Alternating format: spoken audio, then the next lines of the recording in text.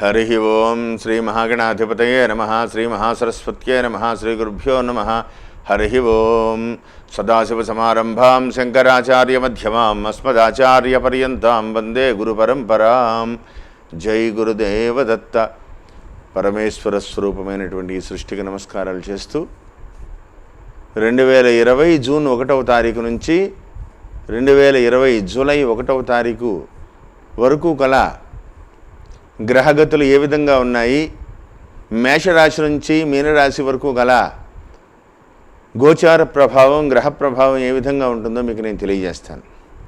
అయితే చాలా రోజులుగా ప్రపంచమంతా కూడా ఈ కరోనా రక్కసి అనేటువంటి భయంకరమైనటువంటి అనారోగ్య ప్రభావంతో ప్రపంచం అంతా కూడా భయపడుతూ ఉంది. అతి కొద్ది రోజుల్లోనే మనం గత వీడియోల్లో డిసెంబర్లో పట్టినటువంటి షష్టగ్రహ కూటమి తర్వాత జరుగుతున్నటువంటి అప్పటి నుంచి జరుగుతున్నటువంటి కాలసర్ప దోషము, వీటి యొక్క ప్రభావం వల్ల అనేక రకములైనటువంటి దుష్ట పరిణామాలన్నీ కూడా జరగబోతున్నాయి. చాలా జాగ్రత్తగా ఉండాలి. కాలసర్ప దోషం పడుతోంది. ఈ యొక్క విషగర్భంలో చాలా రోజుల పాటు, చాలా నెలల పాటు మనందరం గడపవలసి ఉంటుంది. తెలియని రోగాలు వస్తాయేమో అనేటువంటి విధానంగా కూడా మనం డిసెంబర్లో మనం మాట్లాడుకున్నాం. అటువంటి ప్రభావమే ఇదంతా కూడా. అతి కొద్ది రోజుల్లోనే పరమేశ్వరుడి యొక్క అనుగ్రహంతో ఆగస్టు నుంచి దీనికి పరిష్కారం లభించబోతోంది. ఈశ్వరుడి యొక్క అనుగ్రహంతో మళ్ళీ అందరూ కూడా సుఖశాంతులతో జీవించగలుగుతాము. ఎటువంటి భయము లేదు. అంతవరకు కూడా తుఫాను తీరం దాటే ముందు ప్రభావం ఏ విధంగా ఉంటుందో ఇప్పుడు ఈ యొక్క 2 నెలలు కూడా ఇంచుమించు ఆగస్టు 15వ తారీఖు వరకు కూడా చాలా జాగ్రత్తగా ఉండవలసినటువంటి సమయం. ఆ తుఫాన్ తీరం దాటే ముందు ఒక్కసారి ఏ విధంగా కుదిపేస్తుందో ఆ తీరాన్ని, అలాగా ఈ యొక్క గ్రహస్థితి అంతా కూడా చివరి దశకు వచ్చేసింది. వెళ్ళిపోయేటువంటి ప్రభావంలో అనేక రకములుగా ఈ ప్రభావం జనులందరి మీద ఉండొచ్చు.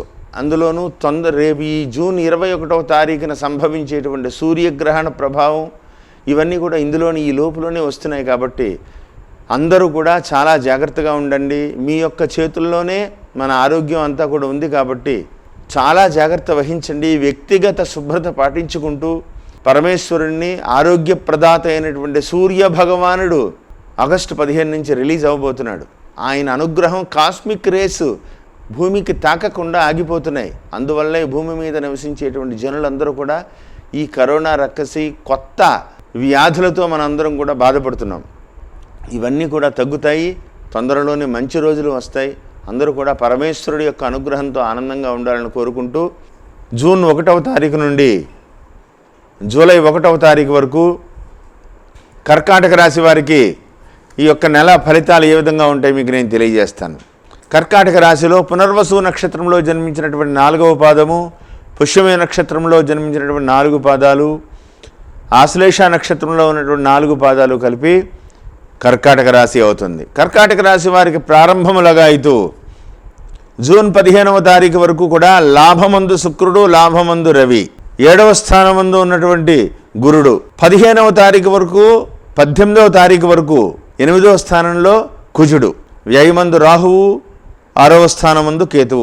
ప్రాథమికంగా పరిశీలిస్తే ప్రధానమైనటువంటి గ్రహాలన్నీ కూడా రవి 15వ తారీఖు వరకు యోగవంతంగా ఉన్నారు. నెలాఖరు వరకు కూడా గురుడు శుభాశుభ మిశ్రమంగా ఉన్నారు. 18వ తారీఖు నుంచి కుజుడు 9వ స్థానంలోకి ప్రవేశించి కొంత అష్టమ స్థానం నుంచి బయటకు వెళ్ళడం వల్ల కొంత మానసికమైనటువంటి స్థితి అభివృద్ధిలోకి వస్తుంది. ఇది ఏమైనప్పటికీ కూడా జూన్ నెల వీరికి సామాన్యంగా ఉంటుంది, శుభాశుభ మిశ్రమంగా ఉంటుంది. గురు ప్రభావం ఈ నెలాఖరు నుంచి గురుడు మీకు మళ్ళీ మైనస్లోకి వెళ్ళడం, 6వ స్థానంలోకి వెళ్ళడం. అయితే 6వ స్థానంలో కేతువు మాత్రం సంపూర్ణమైనటువంటి శుభయోగంలో ఉన్నారు. కేతువు మీకు అనుకూలమైనటువంటి దిశగానే ఉన్నారు. శుక్రుడు మాత్రం ఈ నెలంతా కూడా లాభస్థానంలో సంచరించడం కొంత శుభపరిణామంగా చెప్పుకోవాలి. మానసికమైనటువంటి ప్రశాంతత లభిస్తుంది. అయితే ఈ నెలాఖరులో మీ రాశికి మిథున రాశిలో 12వ రాశిలో సంచరించేటువంటి, మీకు వ్యయస్థానమందు సంచరించేటువంటి రాహువు 21వ తారీఖున సంభవించేటువంటి సూర్యగ్రహణం కొంత మీకు ఇబ్బందికరమైనటువంటి పరిస్థితి కలగజేసేలా ఉంది. సూర్యగ్రహణం యొక్క పరిహారాలు ఖచ్చితంగా చేసుకోండి. గ్రహణ సమయాన్ని మీ గ్రహణం యొక్క రేస్ మీ మీద పడకుండా జాగ్రత్తలు వహించండి. సమస్య నుంచి మీరు బయటపడతారు. కాబట్టి అతి జాగ్రత్తగా ఉంటే చాలా మంచిది. ఏది ఏమైనప్పటికీ కూడా 7వ స్థానంలో శని శుభాశుభ మిశ్రమంగా ఉన్నారు. ప్రారంభములగాయితూ లాభమందు ఉన్నటువంటి రవి 15వ తారీఖు వరకు ఉంటారు. కాబట్టి ఈ 15వ తారీఖు లోపుగా ఎటువంటి ముఖ్యమైనటువంటి పనులున్నా మీరు కష్టపడి మీరు ముందుకు వెళ్తే దాంట్లో విజయం సాధిస్తారు. ఏమాత్రం సందేహం లేదు. 15వ తారీఖు వరకు కూడా మీకు ఒక రకంగా గోల్డెన్ డేస్. లాభమందు శుక్రుడు, లాభమందు రవి.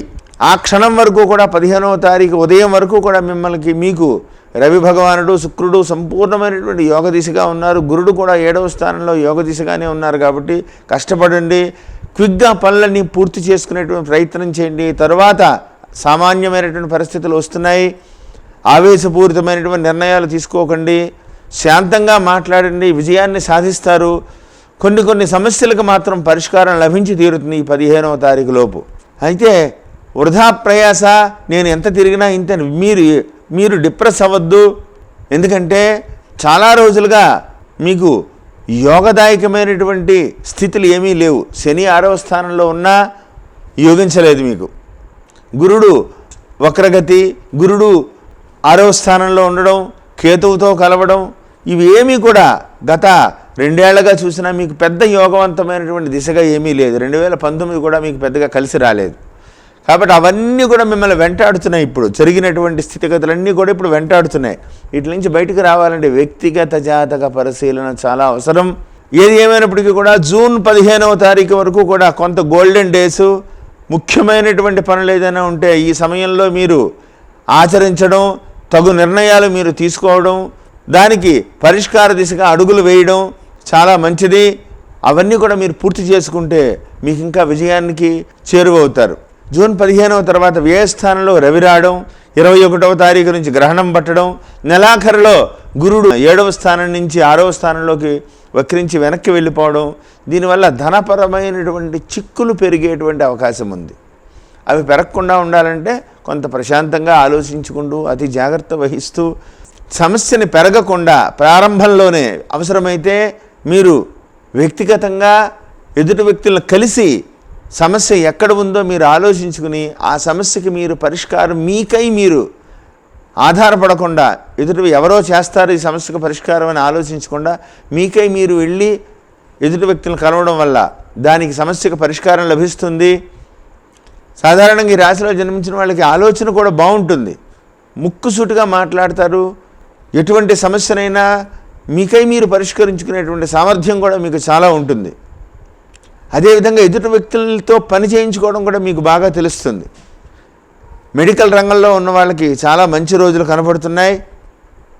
రిప్రజెంటేటివ్లకు కానీ, డాక్టర్స్ కానీ, బల్క్ డ్రగ్స్ తయారు చేసేటువంటి వాళ్ళందరికీ కూడా చాలా మంచి రోజులు కనబడుతున్నాయి. శాంతంగా ఆలోచించండి. సమస్యలు వచ్చినా మూలం ఎక్కడ సమస్య పుట్టింది అక్కడికి మీరే వ్యక్తిగతంగా వెళితే సమస్య పరిష్కారం లభిస్తుంది ఖచ్చితంగా, ఏమాత్రం సందేహం లేదు. కాబట్టి 1-2 సార్లు ఆలోచించి ముఖ్యమైనటువంటి నిర్ణయాలు తీసుకోవాలని ప్రత్యేకంగా చెప్పదగ్గ సూచన. ఈ నెలాఖరులో 21వ తారీఖున సంభవించేటువంటి సూర్యగ్రహణం యొక్క పరిహారాలు ఖచ్చితంగా చేయండి. మీకు తర్వాత వీడియోలో అవన్నీ కూడా తెలియజేస్తాను. ఖచ్చితంగా సూర్యగ్రహణం యొక్క పరిహారాలు చేసుకుంటే సమస్యకి వ్యయస్థానమందు పడుతోంది. కాబట్టి ఆ యొక్క వ్యయము అంటే అన్ని ఖర్చు అయిపోవడం, మూలధనాన్ని కూడా మూలలో దాచిన డబ్బు కూడా ఖర్చు అయిపోవడం, ఇవన్నీ కూడా గురుబలం తగ్గిపోతుంది. కాబట్టి ఇవన్నీ జరగకుండా ఉండాలి అంటే పరిహారం చేసుకోవడం వల్ల వక్రగతికి వెళ్లకుండా, అనవసరమైనటువంటి విషయాల్లో వేలు పెట్టకుండా, దాచి ఉంచినటువంటి డబ్బు పాడవకుండా, పితరార్జితాన్ని పాడు చేసుకోకుండా ఉంటారు. కాబట్టి జాగ్రత్త వహించండి. ఈశ్వరారాధన బాగా చేయండి. శనీశ్వరుడు 7వ స్థానంలో ఉన్నాడు. పరమేశ్వరుడి యొక్క దర్శనం, స్వయంభవ దేవాలయ దర్శనం, శ్రీశైలం, ఇటువంటి స్వామివారి యొక్క దర్శనం మీకు చాలా ఉపయుక్తమవుతుంది. ప్రతినిత్యము కూడా అనుష్ఠానం చేసుకోండి. మీ యొక్క జపాలు ఏవైతే ఉన్నాయో అవన్నీ కూడా పూర్తి చేసుకోండి. ఆదిత్య హృదయం పారాయణం చాలా మీకు మేలు చేస్తుంది. ఈ యొక్క ప్రపంచాన్ని పట్టి పీడిస్తున్నటువంటి ఈ అనారోగ్యం, ఈ కరోనా రక్కసిని పారద్రోలాలి అంటే, సూర్య భగవానుడి యొక్క శక్తి రావాలి అంటే ప్రతి వాళ్ళు కూడా ఆదిత్య హృదయం పారాయణం చేయడం వల్ల మీ యొక్క కుటుంబాన్ని రక్షించడమే కాకుండా ప్రపంచానికి కూడా మీరు సహాయం చేసిన వాళ్ళు అవుతారు. భగవంతుడి యొక్క అనుగ్రహాన్ని అందరికీ పంచిపెట్టిన వాళ్ళు అవుతారు.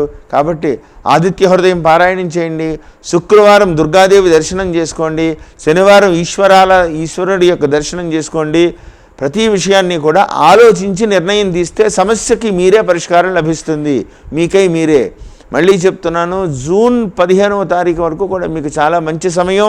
ఎటువంటి సమస్యకైనా మీరు ఆలోచించి దానికి పరిష్కారం మీరు చేయగలరు. కాబట్టి 1-2 సార్లు మీరు ఆలోచించి సరైనటువంటి నిర్ణయాన్ని తీసుకుని విజయపథంలో ముందుకు వెళ్ళాలని ప్రత్యేకంగా చెప్పదగ్గ సూచన. 7వ స్థానమందు ఉన్నటువంటి శనీశ్వరుడి యొక్క ప్రభావం, 15వ తారీఖు వరకు 8వ స్థానంలో ఉన్నటువంటి కుజుని యొక్క ప్రభావం, భార్యాభర్తల మధ్యన చిన్న చిన్న విషయాలలో వాదోపవాదాలు పెరగడం, 8వ స్థానంలో ఉన్నటువంటి కుజుని యొక్క ప్రభావం వల్ల రక్త సంబంధమైనటువంటి బీపీ ఇటువంటివి పెరగడం, ఆవేశాలు పెరిగిపోవడం, ప్రతి చిన్న విషయంలోనూ కూడా ఎక్కువగా మాట్లాడడం జరిగేటువంటి అవకాశం ఉంది. కాబట్టి ఆచితూచి మాట్లాడండి, అవసరమైతేనే మాట్లాడండి. ఎదుటి వ్యక్తులకి సహాయం చేయడమే కాదు, ఎదుటి వ్యక్తులకి మనం ఏ విధంగా సాధారణంగా మీరు అందులో పెట్టిన ఎదుటి వ్యక్తుల నుంచి పని చేయించుకోవాలంటే మీ తర్వాతే. ఈ రాశిలో జన్మించిన వాళ్ళు ఎదుటి వ్యక్తులను ఉపయోగించుకోవాలంటే ఈ రాశిలో జన్మించిన వాళ్ళ తర్వాతే. అయితే 7వ స్థానంలో శనీశ్వరుడు ఉన్నాడు. తిప్పట, 1-2 సార్లు తిరగడం, ప్రతి విషయానికి చిన్న పనికి కూడా 2-3 సార్లు వెళ్తే కానీ పని పూర్తవ్వదు. ఇరిటేషన్ పెరిగిపోతూ ఉంటుంది.